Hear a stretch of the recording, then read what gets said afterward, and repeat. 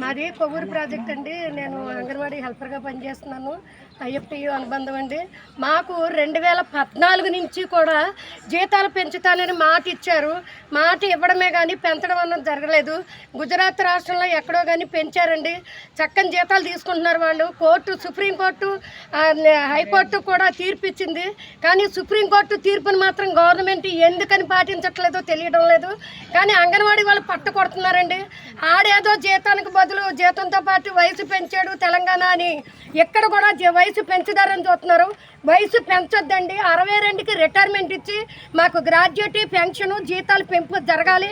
26,000 మాకు జీతం కావాలి.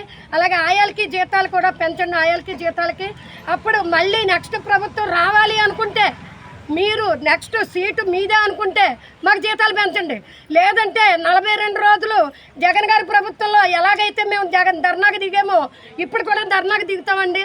చచ్చేవాళ్ళు చస్తున్నారు, బతికేవాళ్ళు బతుకుతున్నారు. జీతం పెంచుతులేదండి. మీరు ఎప్పుడు జీతం పెంచుతారో తెలియదు. మీరు ఎప్పుడు కూడాడతారో కూడా మాకు తెలుస్తలేదు. అసలు జీతం పెంచుతారో లేదో కూడా తెలుస్తలేదు. దయచేసి సీఎం గారు మా పట్ల కాలి మేము ఇలా మాట్లాడుతున్నాము. కానీ ఇందులో చాలామంది భర్త లేని వాళ్ళు ఉన్నారు, భర్త చనిపోయిన వాళ్ళు, భర్త వదిలేసిన వాళ్ళు, అనాథులుగా ఉన్న వాళ్ళు కూడా చాలామంది ఉన్నారండి అంగన్వాడీలో. దయచేసి మీరు మా జీతాలు పెంచండి. మా జీతాలు పెంచి మా పట్టు కొట్టకుండా మాత్రం చూస్తారని మేము 42 రోజులు దీక్షలో ఉన్నప్పుడు కూటమి ప్రభుత్వం వచ్చి మాట ఇచ్చింది మేము పెంచుతామమ్మా అని.